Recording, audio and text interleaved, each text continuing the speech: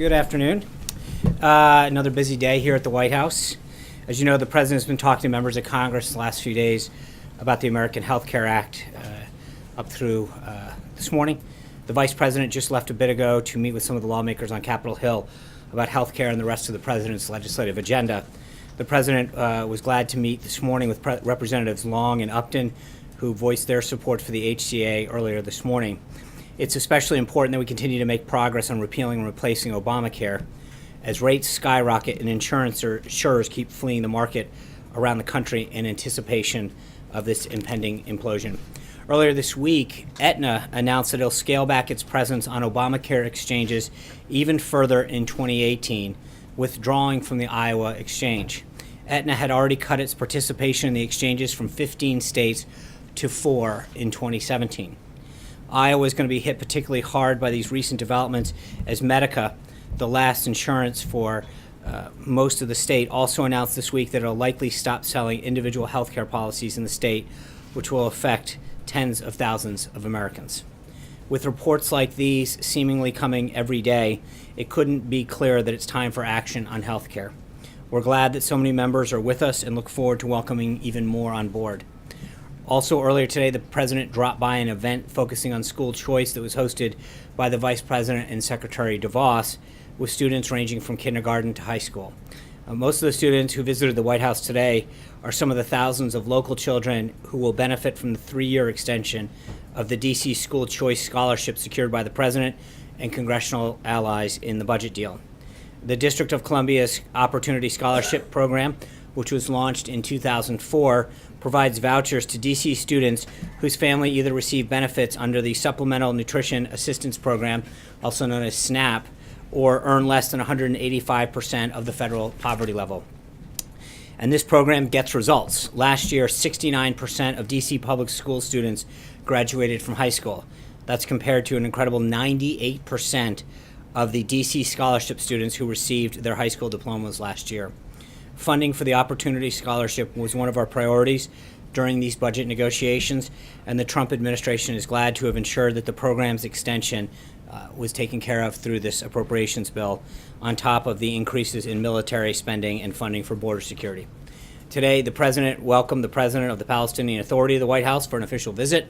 The visit stemmed from a phone call the two leaders had on March 10th, when President Trump invited President Abbas to Washington so they could discuss in person ways to move forward on a comprehensive agreement that would end the Israeli-Palestinian conflict. The two leaders made their own statements just a little bit ago, but to give you a few additional details, some of the topics that were discussed during their meeting and the lunch were advancing the Israeli-Palestinian peace, preventing incitements to violence, particularly in media outlets directly associated with Palestinian Authority, strengthening efforts to combat terrorism, including defeating ISIS, measures to empower the Palestinian economy and provide economic opportunity for the Palestinian people. And additionally, the President raised concerns about the payments to Palestinian prisoners in Israeli jails who have committed acts of terror and to their families, and emphasized the need to resolve this issue. Later this evening, the President, along with the Vice President, Mrs. Pence, will host members of the White House Evangelical Advisory Board in the residence for a discussion, prayer, and dinner. The President is proud to welcome these faith leaders to the White House for the first time and thank them for their steadfast support ahead of the National Day of Prayer, which is tomorrow. Later tonight, the Vice President will also deliver a keynote address at the Susan B. Anthony List's 2017 Campaign for Life Gala. The Vice President's office has more details on that, and with that, take your questions. Ken. Sean, on healthcare, does the President feel like we've reached an inflection point here with the House? Is this a make or break moment in terms of getting the bill through the House? And what precisely is the President doing, and what arguments is he making to members on why they should support this bill? Well, I think he's making several points. One is the need that Obamacare is failing, and that, as I just mentioned with Aetna, in so many cases around the country, the need to have a provider is becoming greater and greater. Two is that costs are out of control. These are two basic tenets that you've heard us talk about. But I think overall the efforts that were made and continue, and especially the effort this morning with Congressman Long and Upton, help bring more people into this effort, make it even a stronger bill, and ensure that Americans have a healthcare system that gets them the care that they need at a price that's affordable.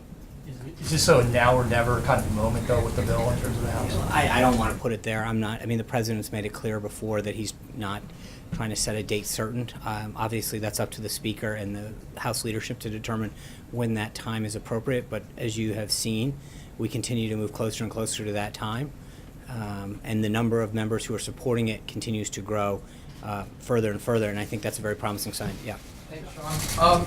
Yesterday, the president tweeted that FBI Director James Comey gave Hillary Clinton a, quote, free pass for many bad deeds.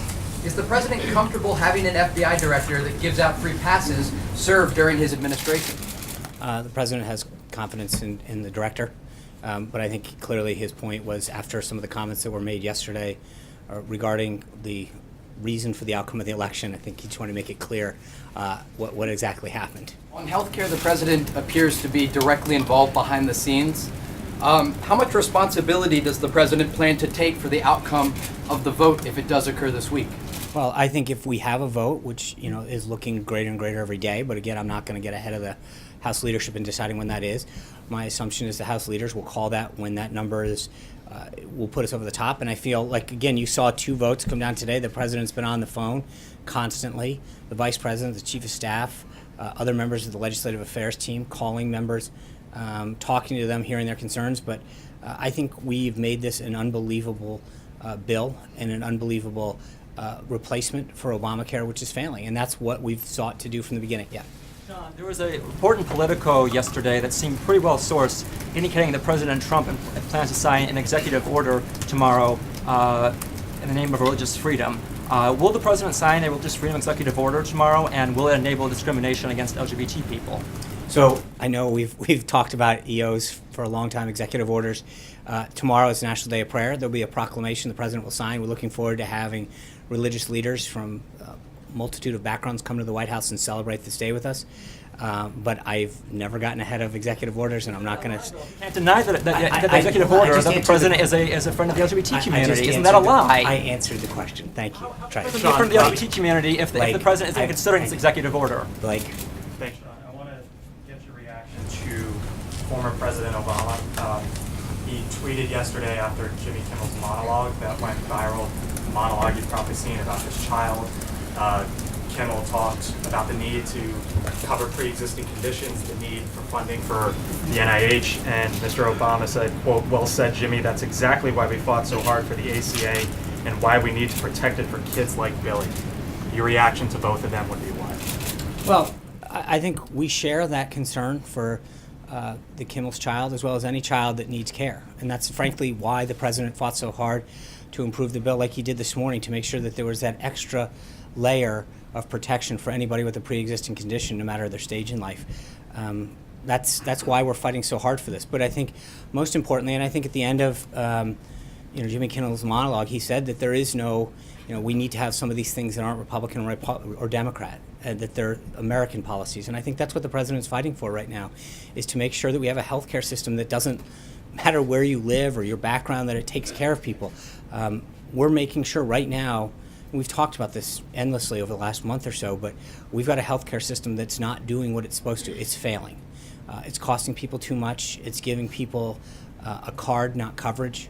And what the president's trying to do by working with these members of Congress is to make sure that we have the strongest possible healthcare system that covers them, that gives them the care that they need, that allows them to go see a doctor, that covers pre-existing conditions, and does so in a way that's not going to be out of range and unaffordable for most Americans. And I want to ask you about what Hillary Clinton said yesterday. She said, quote, "If the election had been on October 27th, I would be your president." And on the Hill today, James Comey testifying said, quote, speaking about October 28th, he said, "Would you speak or would you conceal?" James Comey make the right decision on October 28th? Well, look, I'm a Patriots fan, and I think if games ended in the third quarter, there would have been a different team here last week. But you play a game 4 quarters, you play an election until Election Day. So, well, with all due respect to her, that's not how it works. You don't get to pick the day the election's on. It's set by the Constitution. The president won 306 electoral votes, and I think there's been plenty of analysis on the election and where people chose to spend their time and their resources and their messaging. And I think it's somewhat sad that we're still debating why the president won in the fashion that he did. Speaker concealed. Did he make the correct decision? Well, I'm not going to. I think, with respect to the election, I think the American people made their decision. Amen. Thanks, John. There's been a lot of focus recently on Ivanka Trump's role in this White House. Can you clarify for us what exactly her areas of responsibility are here and what her qualifications are for those responsibilities? Sure. I mean, I think Ivanka has built in a very successful business. She's been working with women to talk about empowerment and education for quite some time. It's a passion of hers. And I think for her to bring both her business acumen and success, her passion for women, empowerment and education, and entrance into areas and that they haven't been able to get to, is one of the reasons that Chancellor Merkel reached out to her and asked her to come to the W20 summit, because I think she can use her voice to help bring attention to issues. She can use her resources and knowledge of individuals to help break down some barriers that young women, older women face in education and business. That's where she has always had her passion. That's what she's working on now. Responsibilities here. For example, the New York Times reported this morning that she has a weekly meeting with the Treasury Secretary. What's that mean? Again, I think that I mentioned it. I think there's a lot of times where she's meeting with folks to understand an issue, to get up to speed.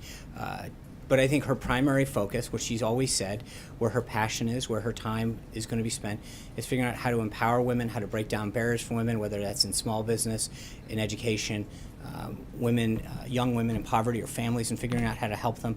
But of course, I mean, part of that is to have conversations with people in government, figure out what programs exist, where we can help additional folks using government or fix a government program that might be not properly being utilized. But there's a lot of that. Matt. Thanks, John.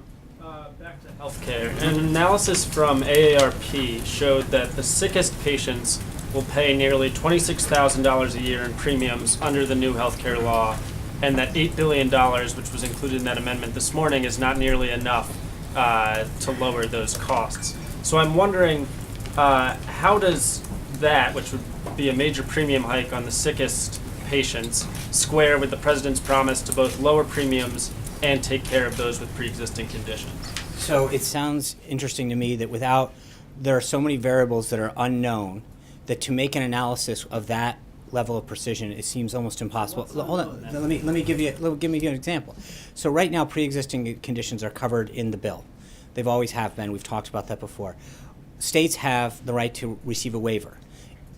If someone has continuous coverage, that's never going to be an issue. Regardless of no circumstance, does anyone with continuous coverage would ever have a problem with pre-existing continuous.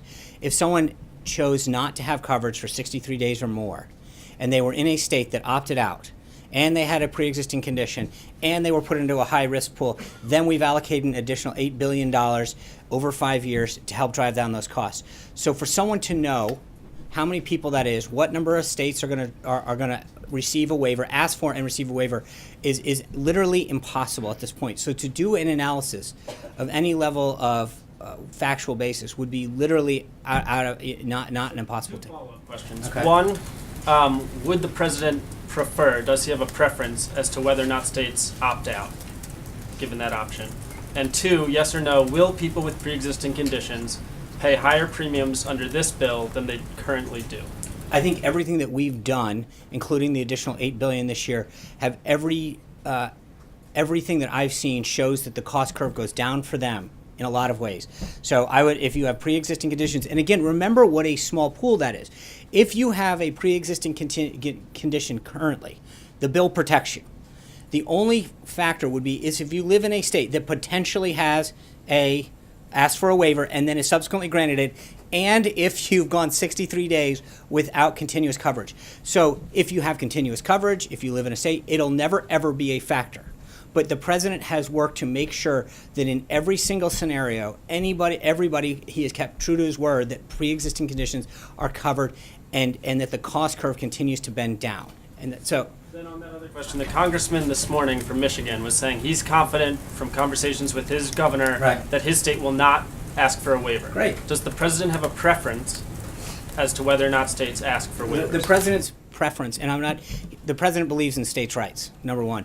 Number two, his, not just preference, his goal is to make sure, as he stated repeatedly, is that pre-existing conditions are covered, care coverage goes up, and costs go down. Those are the principles that continue to guide him. Cecilia. Thank you. I want to go back to Director Comey on the Hill today and some things he said about Russia. One of the things that he said was the Russian government is still involved in American politics. Is that the view of this White House?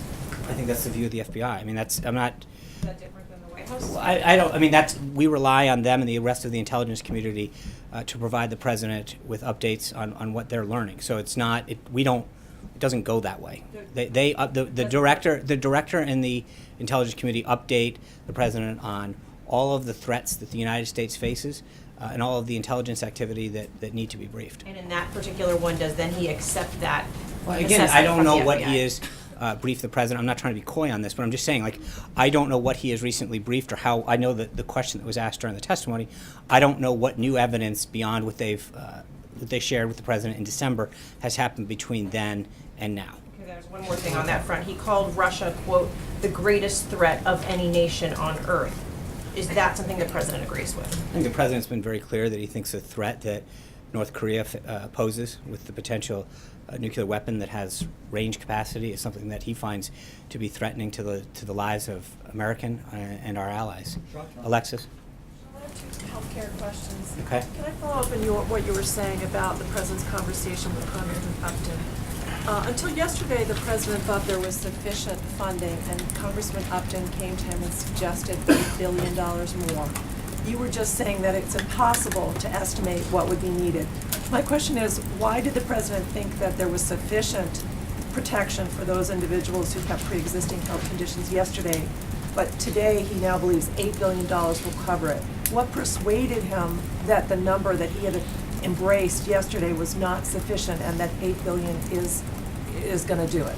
So, in this particular case, Congressman Upton, I think Congressman Long addressed it, that he, through a series of conversations that he had with the president, shared with the president a concern that he had in their shared goal of covering pre-existing conditions. The president, as Congressman Long discussed outside, expressed that the president expressed to him that the pre-existing conditions were covered and went through the various scenarios. Congressman Long felt as though there were scenarios in which potentially the high-risk pool, it wasn't a question of coverage, it was a question of cost. And so the president engaged in a conversation with them, and through some of the analysis that Congressman Upton and Congressman Long had done, the president agreed that if we add an additional safety net, which is frankly what that is, not on the coverage but on the cost, that could ensure that the cost curve further gets bent downward. And the president agreed, because at the end of the day, look, the president's talked about this from the beginning, that he wants to work with members to make it the strongest possible bill, to have the strongest outcome for the American people in a healthcare system in which both the cost continues to go down. And I think that's one point, Alexis, that we keep forgetting in this discussion. With what we're trying to do, it's not just replace Obamacare. Obamacare is dying on the vine. The costs are spiraling out of control, deductibles are going up, and carriers, again, this isn't a theoretical discussion. Aetna, as we just discussed, is pulling out of states, and counties around the country are now going down to one, in some cases, 0 choices. So this isn't a question of just replacing something. We are actually at a point where if we don't do something, some people in this country will have no options for coverage. We've got to do something, and that's where the president has been willing to work with members, pick up the phone, and figure out how do we get this done to make sure that every American's got the coverage that they need. Also ask about the next step. There are members of the House who are concerned on the Republican side that they could vote for something that will change dramatically in the Senate. What is the president's message to those members who are concerned about that? Is he going to press the Senate to embrace whatever may or may not come out, but you hope may come out of the House? Well, of course. To be adopted by the Senate in whole? Well, I think the legislative process works its will. The Senate will take up the House bill, and then they'll go to conference. And then that's when both sides, again, will have an opportunity to discuss any potential changes. The president feels really good about how this bill has evolved, how much stronger it's become to achieve the goals that he set out. And he continue to work with Leader McConnell and others when it gets to the Senate to make sure that we, anything that, there could be issues that come up between now and then, but our number one goal is to get it out of the House, focus, and then have those conversations with the Senate, and then go to conference. But for right now, and in a perfect world, they would just take it straight up and we would go, but I have a feeling the Senate's going to want to say at this, so we'll go from there. John. Thanks a lot, Sean. Chairman Upton and Congressman Long, we're very pleased, as we heard before, with this legislative fix. They say they've turned their no's into yeses. That's right. Do you believe there's additional legislative fixes that are still to come before this bill actually hits the House floor? The president's always said he's willing to hear ideas. This is a question for Speaker Ryan, Leader McCarthy, and Congressman Scalise in terms of when's the appropriate time.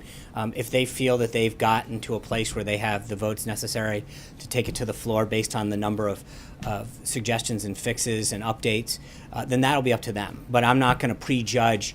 In this case, through those conversations, and the president has constantly been on the phone for the last several days and continues to do so to hear members' issues and concerns.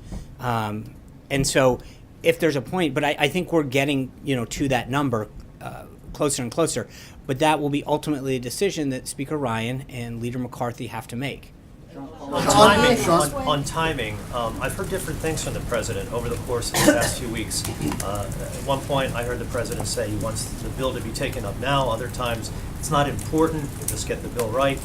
What's your view? Is it very important, as far as the administration is concerned, that this bill vote take place sooner rather than later? Well, obviously, the sooner the better, right? But we don't want to put it up for a vote. I mean, the goal is to pass it, which we continue to get closer and closer to every day. But you don't want to put it up, and not move forward. So the president wants to make sure that the leadership is confident that they can pass the bill, and I think he's done everything he can in terms of speaking with members of the House to get there. But ultimately, that's going to be their decision to do it.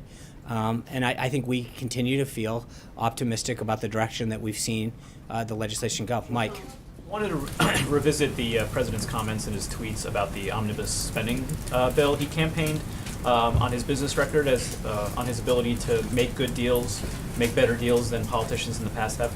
Does the president view the spending bill as a good deal? Yes. Kristen. Thank you. Sean, can you say definitively that no one living with a pre-existing condition will pay more under the Upton amendment if it does get passed? I think we've done everything we can to do that, and every measure that the president has taken further not only ensures that people with pre-existing conditions get covered in every scenario, but does so in a way that bends the cost curve down. But can you guarantee it? Well, I mean, I think, with all due respect, to answer a question to say, can I guarantee something? But I can tell you that every single thing that the president has done, including the action that he took this morning to work with members of Congress, does everything by every account to bend the cost curve down, to help anybody that would potentially fall into that small group of individuals to bend the cost curve down who have pre-existing conditions. So the answer, is yes, that we have done every single thing possible to get that down and to ensure that, number one, that potential is as small as possible, because the bill covers people with pre-existing conditions, number one. Number two, it does everything to ensure that if a state seeks a waiver, that they are still covered. But it looks at every single possibility to ensure that people get the care that they need. And is there a concern? You criticized former President Obama rushing through his health care plan. Is this not being rushed through? This legislation hasn't even been scored yet by the CBO, for example, or put up for public debate. This latest piece of legislation. Well, every piece of legislation evolves as it goes through the process. We saw that this morning. I think we had a piece that makes it even a stronger bill. But the underlying principles that we have been talking about have been something that Republicans have been talking about and have had the contours of for the last 7 years. This was something that has been part of the process for a long time. Does he expect to see a vote this week? The president, I've mentioned this 5 times, the president expects to see a vote when the speaker and the leader and the whip call a vote because they believe they have the votes to go on. John. Sean, it looks like we're on the precipice of a vote on the omnibus spending bill. Yes. Senator Lindsey Graham said a short time ago that Republicans got their clocks cleaned on this bill. Looks like as many as 100 House Republicans will vote against it. How do you square that with the pronouncements out of this White House that this was a big win for Republicans? I think Director Mulvaney addressed that extensively yesterday. But to get back to Mike's point, this is a good deal, a great deal for the president. He got $21 billion in military funding. That is a huge campaign pledge that he made very clearly to modernize and update the military. It fully funds the largest military pay raise in 6 years. It ends the Obama-era sequestration policy of pairing increases of domestic spending for every dollar to dollar. It got $1.52 billion in border security, which is the first installment in securing our nation's southern border. It get $1.3 billion to coal miners, which delivers on another promise that he made. There's no Obamacare bailout, the CSR payments, which was something that the Democrats want on. There's a 3-year extension of the D.C. Opportunity Scholarship Choice, which you saw the children that will benefit from that this morning. It increases funds for opioid crisis. It eliminates rescinds and terminates 150 programs or initiatives. I think what you look when and Director Mulvaney laid this out yesterday. When you look at what the president came forward with a month or so ago and said, "These are my priorities," he got what he asked for, and I think that's big.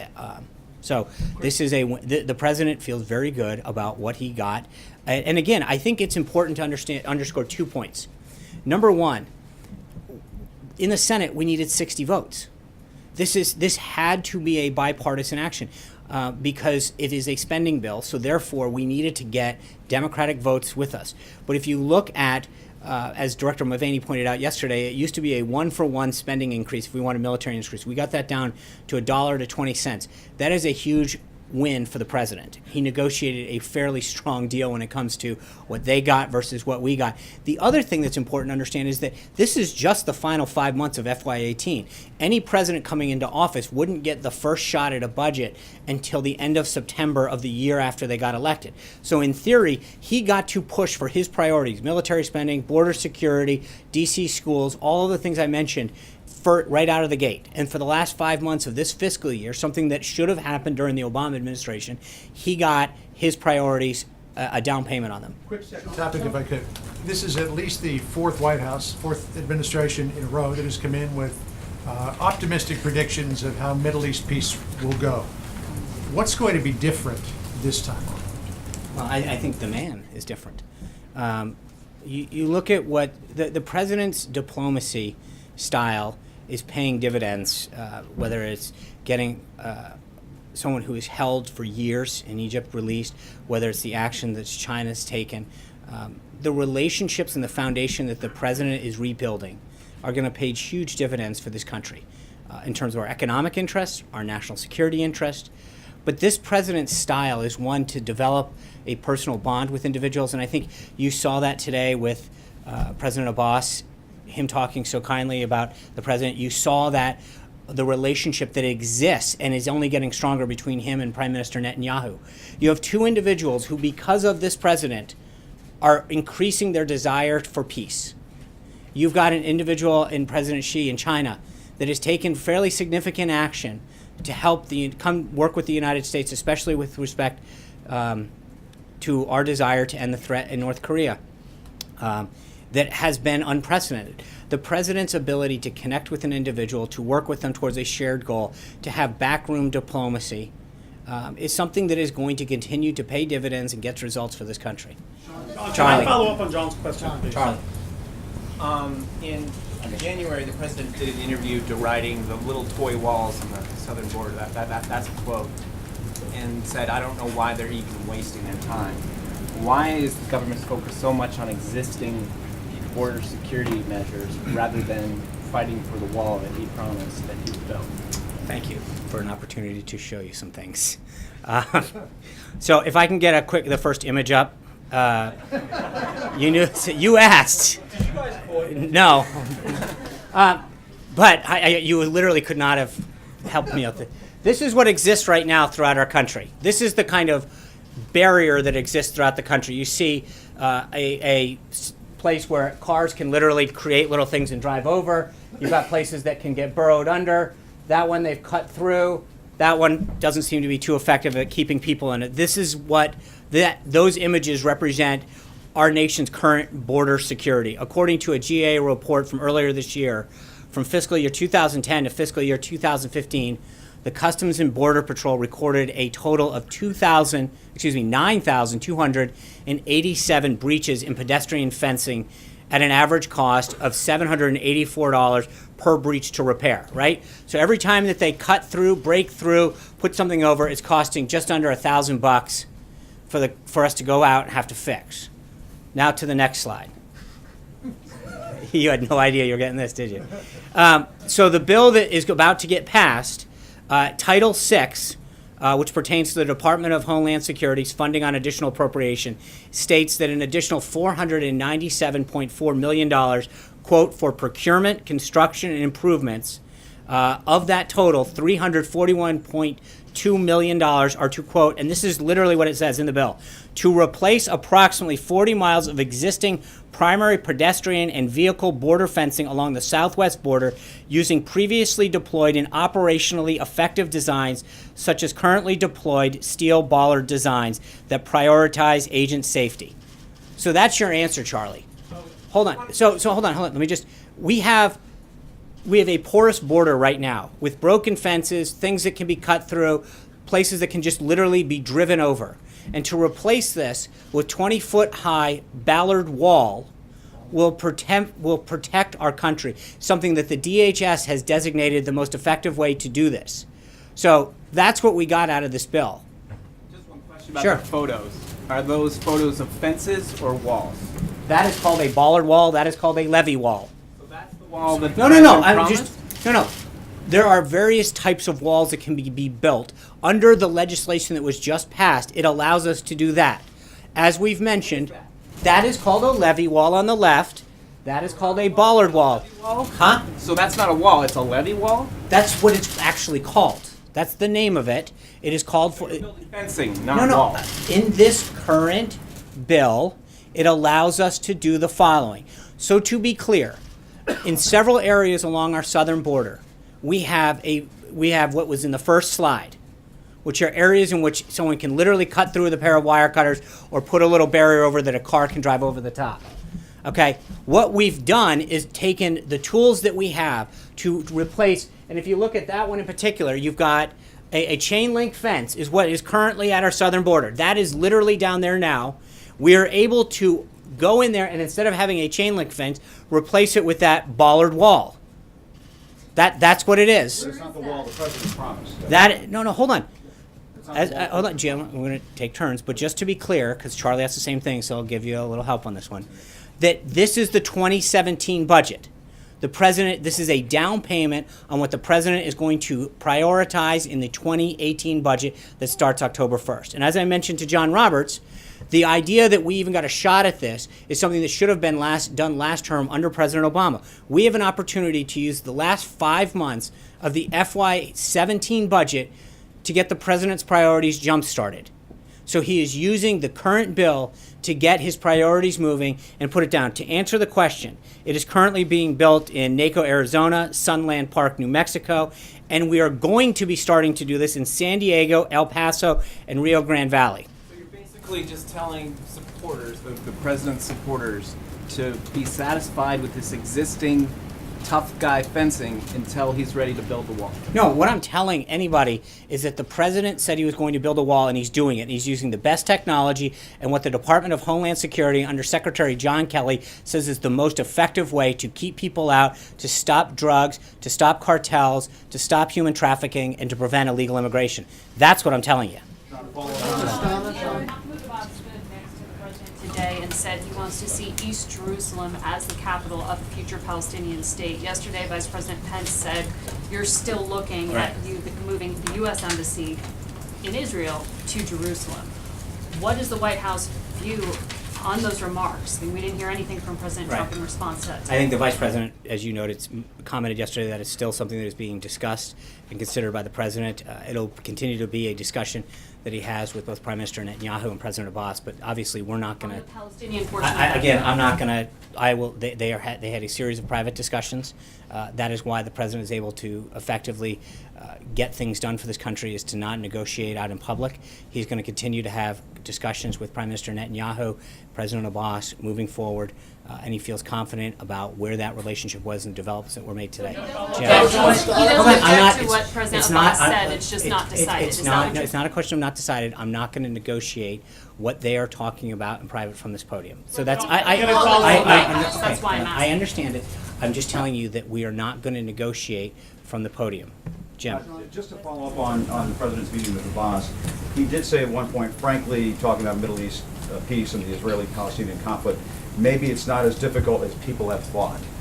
Why does he believe that the toughest, arguably the toughest foreign policy challenge in our lifetime may not be as difficult as people have thought? I think both of these leaders have very publicly expressed the confidence they have in the president's negotiating skills, in the president's desire to work to get peace, the relationship that he's built with them individually, and the trust and respect that they have for him. And I think that he, in discussions with them, in private discussions with them, feels very optimistic about the shared goal that everybody has. Obviously, there's a lot of issues that have to get covered, but the president understands that they respect his ability to want to get this done, his relationships and respect that have been developed, and I think this is something that he really wants to have happen. And getting back to health care, why even monkey around with pre-existing conditions?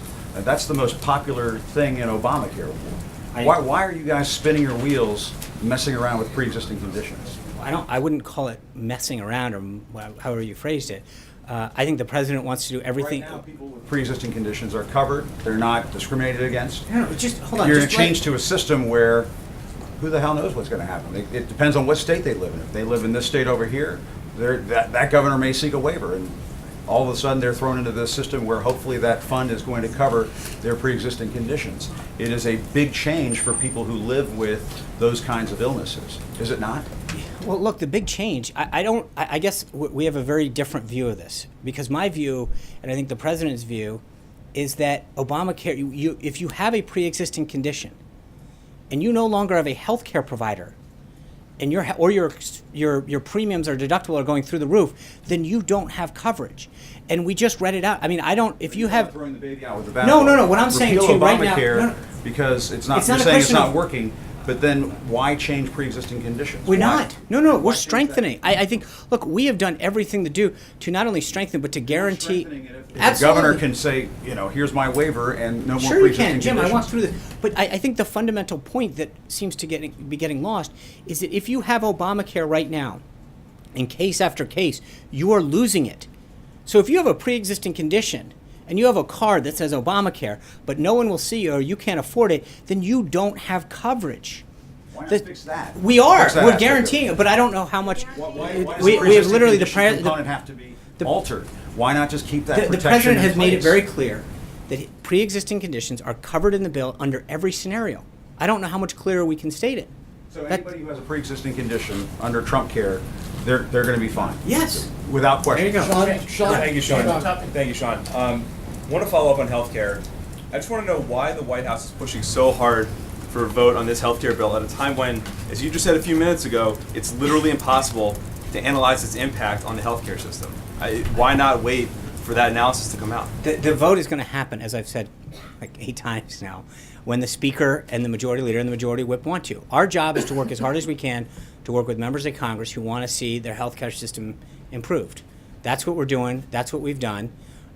And so it'll be up to the House leadership to decide when to vote. Zeke. 2 questions for you. One following on Jordan real quick. You just made a guarantee to the American people on behalf of the president regarding pre-existing conditions, but you told Matt and Jordan earlier that literally impossible to know the impact of this law. So how can you make that guarantee? No. They were asking about cost. The president has made it very clear on numerous occasions that he's going to make sure that pre-existing conditions are covered. And so, and the White House has the analysis to back that up, is what you're saying. President, every scenario, yes. Thank you. And then to follow up on something that Director Mulvaney said yesterday regarding the president's tweet about calling for a good shutdown potentially in September. He said the reason the president sent that tweet was he was frustrated by Democrats spiking the football and thereby poisoning the well for future negotiations. The president, when he was campaigning, said he was going to win for all Americans. Why did the president's feelings matter at all? And it's the process that I think he's frustrated with, because he does want to win for every American, and I think that's why he's fought so hard for this. But you've seen time and time again, Democrats obstruct routine things that they supposedly are for, but do everything they can to obstruct. I think the president is frustrated with the system. He's talked about how archaic it is in the Senate in particular, because he is out there working to try to get, whether it's health care or tax reform or his cabinet, through the Senate. There are various things that the president's trying to do that are issues when he's having conversations with members of the Senate or the House who will say, I'm with you on this great idea, but I just can't vote with you. He is, I think, understandably frustrated with how hard he's working to achieve the promises, goals, and objectives that he set out with the American people to make the country better and to deal with multiple layers of obstructionism. Sarah. Thanks, John. So you've cited this 60 vote threshold as the reason why funding for the wall wasn't pursued in this spending bill, but what's going to be different in September? I mean, presumably the legislative conditions would be the same, so what will change between now and September to give you confidence that we'll get funding for the border wall then? Well, I think there's multiple things. When you come in, this CR, there was a lot that was already carried over from last time in terms of because it's not just a continuing resolution, it's a total omnibus package, meaning that there are multiple bills that are part of the underlying package that already have increases or underlying policy in them from the previous fiscal year, from the previous Congress, from the previous administration. This bill will reflect in 2018 the President's priorities in working with a Republican House and Senate. Thank you guys very much. We'll see you tomorrow in New York. Have a good one.